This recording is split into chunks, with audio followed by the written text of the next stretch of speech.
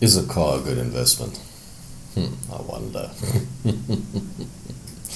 Hey guys, if you haven't watched this channel before, it's Robgillt here, it's Capetownspares. Let's talk about cars and their investment value.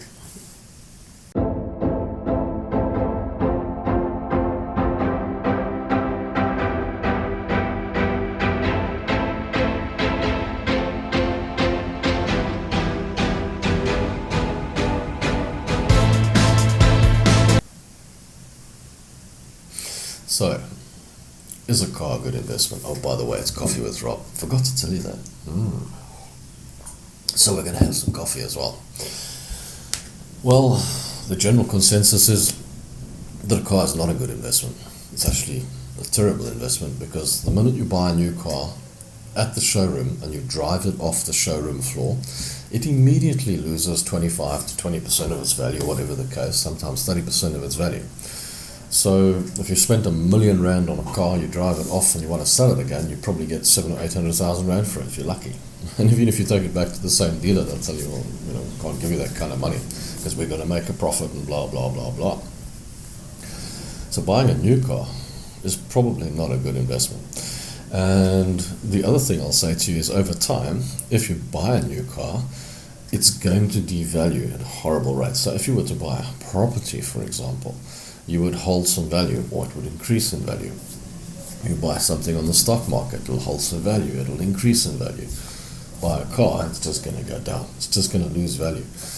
So the second-hand car market is a good place. A lot of people will go in, look for a second-hand car that's kind of new, or kind of in a good place, and you're going to get it at a reasonably good price, as long as it's been pretty well looked after. Now, in a lot of cases, what you do is you find cars that have been in fleets, that have been given to company directors or been given out there in good condition.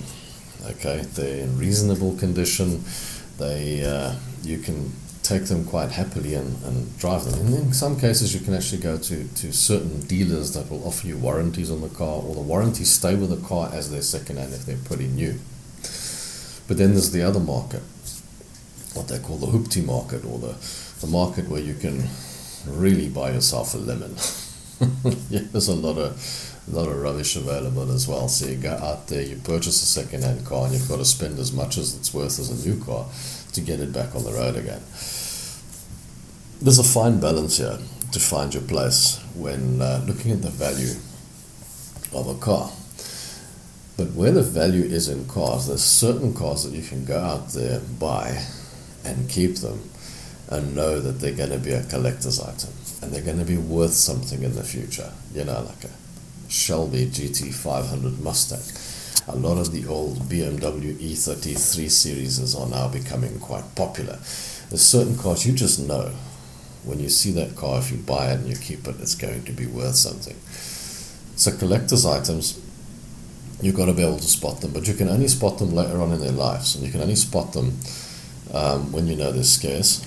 And and normally you need to buy them second hand, because if you bought it new, you probably wouldn't be thinking at the time this is going to become a collector's item. You can also tell by the popularity of the car, people wanting it, people asking for it, and also parts places popping up that sell specifically for that type of car.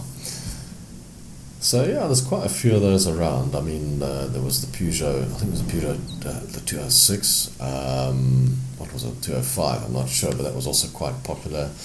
There's the old Golf GTIs, there's quite a few cars out there that will start to bring you value, and I'm seeing a lot of the old 1970s cars coming back, being built up, little Ford Escorts, and a lot of the muscle cars. I mean, we've just gone through a whole period of the muscle cars being rebuilt, the big babies, and they were becoming quite popular, and some worth much more than others. I mean, there's some out there worth $200,000 and whatnot that have been going absolutely nuts. So if you're looking for value in a car, you've got to look for the collector's cars, the cars that you can see people are going to want and are going to collect in the future.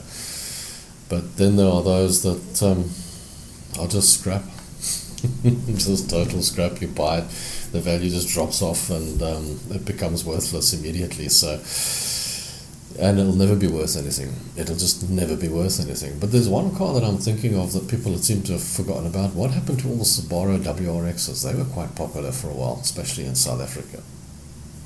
They've disappeared. So I think if you find those might be worth something in the future.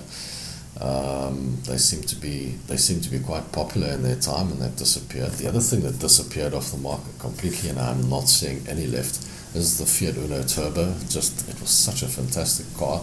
Gone. Where is it? Nobody's got any. So I think if you find those might be worth something in the future if you make them nice.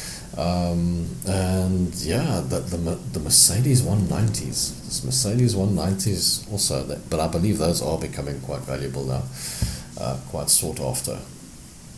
So guys, yeah, that's just a little quick thought on what, is there any value in it? Is there an investment value in cars? No, there isn't. But generally there are a few that you can invest in. So thanks for watching. It's Robgillt. Till next time, let's chat. Don't forget, like, comment, and subscribe. Really important. And like the Facebook page and follow me on Instagram. While you're here, go and visit the shop.